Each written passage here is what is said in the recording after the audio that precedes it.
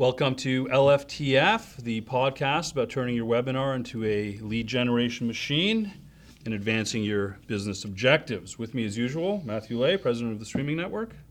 Thanks for having me, Pete. And you, I believe that is what you said last time I for think the I nailed title. it. So That's I think it. maybe we've got We the same got it. title twice in a row. We got it. But we're not talking about lead generation today.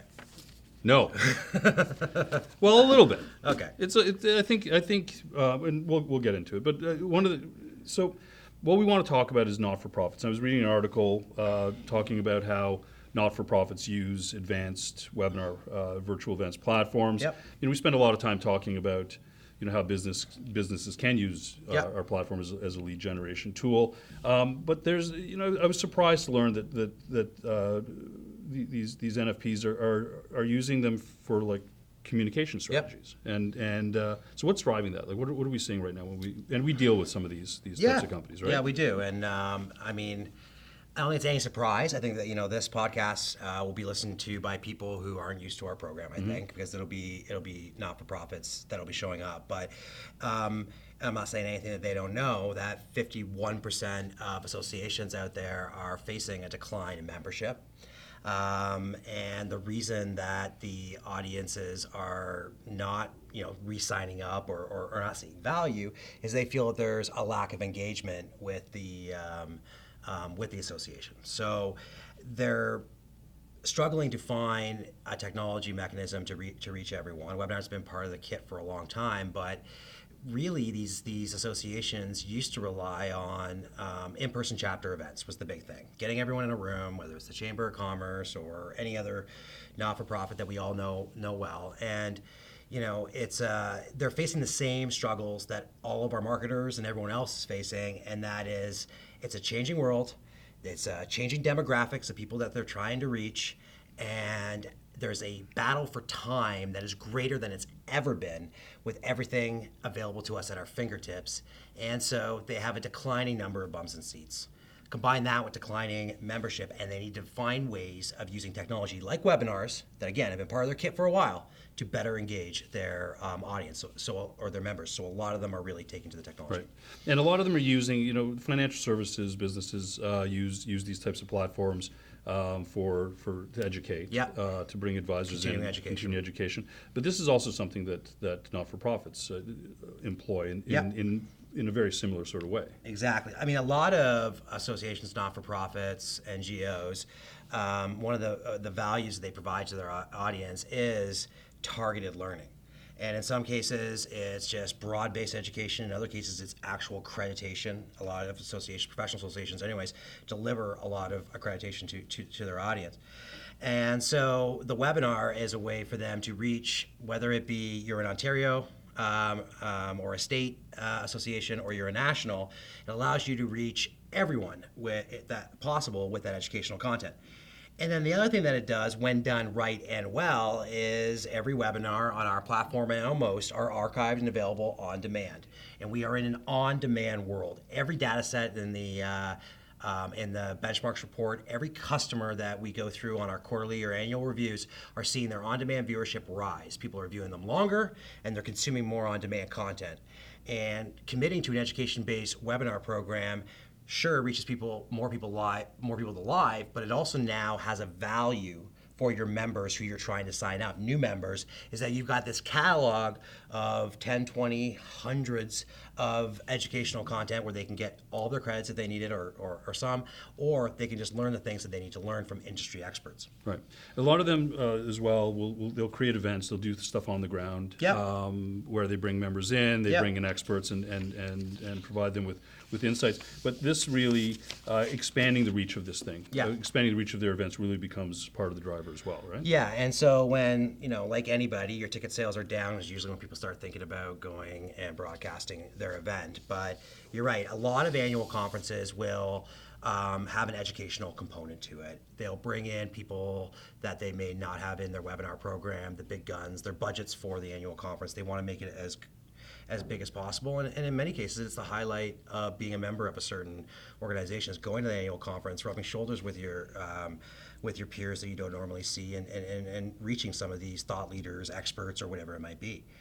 And so this is actually a place where we usually get introduced as a webcast premium sort of virtual event provider to our not-for-profit customers, is they're coming and looking at how do they expand the reach of that physical conference. They might already do webinars on like a meeting tool or something, but this is where they first come to talk to us. And I got a story, an old one, TESOL, which is the English teachers who do English as a second language. It's their association. TESL. TESL, is that what it is? Okay. Right. I called them TESOL. I don't know. So TESOL, unique situation where they had this big annual conference with lots of learning opportunities. In fact, if you went to the annual conference, you could get your entire sort of recertification done if you went to all the sessions in that 3 days. But at the time, and I don't know if it's changed because this is, I wouldn't say a decade ago, but probably 7 or 8 years ago, TESOL or English ESL teachers didn't earn that much. Getting everyone from the outskirts into Toronto was a struggle, so they would apply for grants from, I guess, the government or the regional school board to pay for them to come in. So they had a lot of funded people coming in. It was a very large conference, but they had thousands of these teachers who weren't being reached. And they needed to have this content if they were going to achieve their accreditation. So what we did is we just recorded all the sessions in all these different rooms, put a camera in each room, recorded all the sessions, and then we put them online so that there was 50 hours available every year. And those new 50 hours, teachers would go to this thing for free, go in, and they'd watch their 50 hours in the course of the time that they needed, and that ensured they didn't need to spend a cent, and they were able to get their hours in for continuing education. So there's a lot of great content that happens at conferences, and beyond expanding out live hybrid event, which we talk about a lot, just capturing it and making it available online can be very valuable to your members as well. Right. We do. One of the organizations that we do a lot of work with is Autism Ontario. Yeah. And you're personally involved in that. You act as the moderator, as the MC. I think that's a good opportunity to put a lot of meat on the bones in terms of how platform can be used for an organization like that. Let's talk a little bit about that. So they're slightly different in that they have a mandate from the government and funding from the government to basically reach as many people in Ontario with education around autism. And they do many things. If you don't know, they're an amazing organization. I do this because I think that the work they do is great, and I've been personally touched by someone in my family being diagnosed with autism. And so, but they hold training sessions, they hold in-person events, but it is very Toronto-centric, right? That's where the experts are, where the resources are, unfortunately, is in Toronto. And so getting these educational resources out, the webinar program was invented many years ago. And what has happened is that because the webinars are able to reach Ontario and actually beyond, that they're so easily accessible by people, is that, and the tracking is so good on it, meaning that we know people sign in, they give a lot of information on who they are so they can be categorized. We know how long they viewed the session for, is that they're able to engage with so many more people this way. It gets their numbers up. And when the government sees this, they're like, okay, now this is working. Well, here's some more money, bring in more speakers, do more webinars, because this is working and it's reaching the numbers that we want to reach. We can put our dollars to good use. Right. So it's been a super successful program, and it's they can get as much as 600-700 people, tons of questions coming in.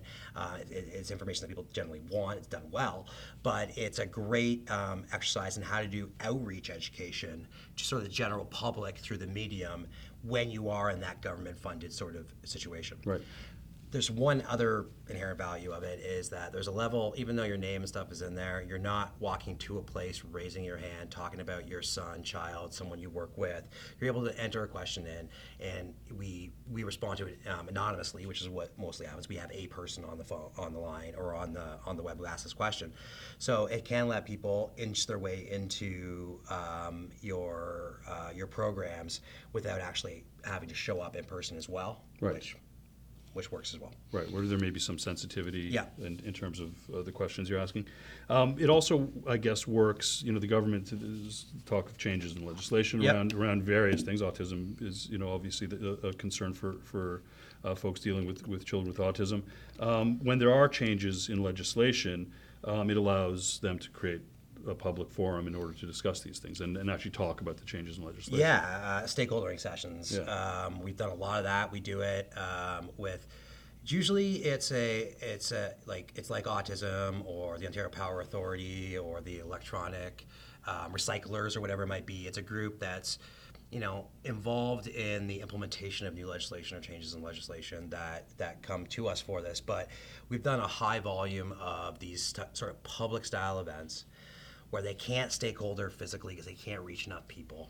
And so they move to the web, and it allows people to ask their questions, get the information in a timely fashion, allows them to be kept up to date throughout a program. Green energy, I mean, when that got launched, those of you who remember the program in Ontario, the McGuinty government program, we were at the OPA. Sometimes we would, things were really getting heated with it, we'd be there for a day, and we would do a presentation on the updates. They would answer, I don't know, so many questions. We couldn't get to all of them. There wasn't even a mechanism to follow up with these people. So they just booked another one the next day. And everyone was coming to these 2-hour long stakeholdering sessions, and it was all being done that way because many of them were sitting, in their offices or at work, and these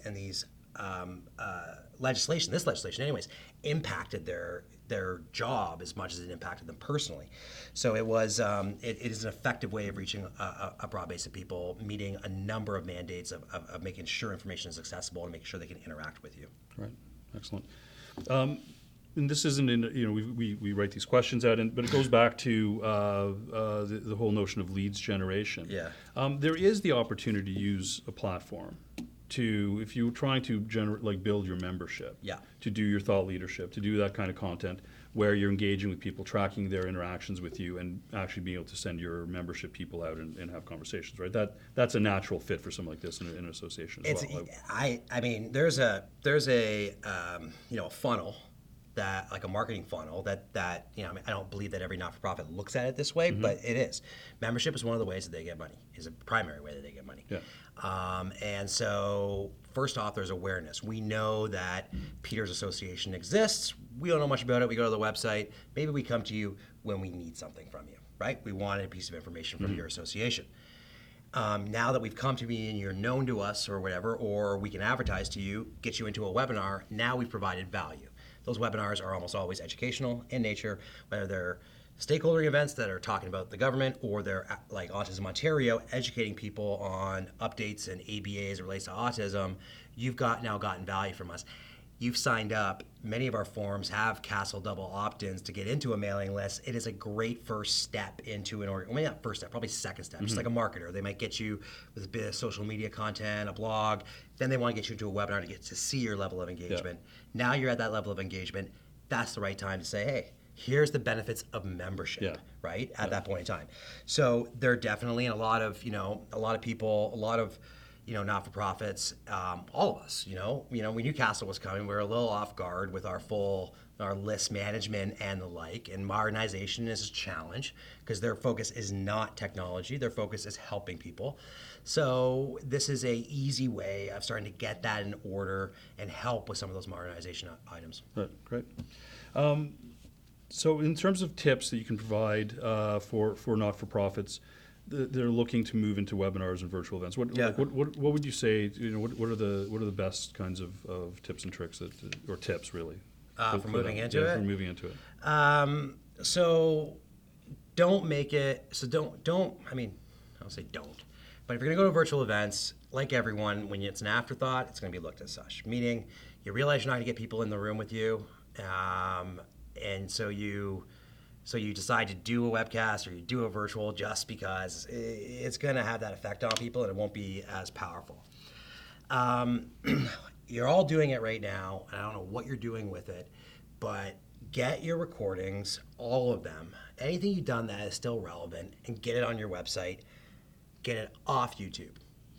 Or if it's on YouTube, put it on, embed it in your website, but I would say get it off of the YouTube in the free area. Keep it with the rest of your information and your calls to action for membership signing up or whatever it is.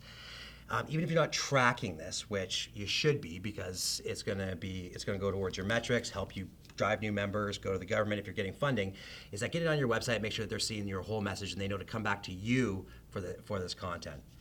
And for many who might be listening to this, it's find a partner or platform that works. So if you've got somebody in your organization who is proficient in webinars and knows what they are doing and can run them for you, that's great. But you don't want fear of technology to be an issue.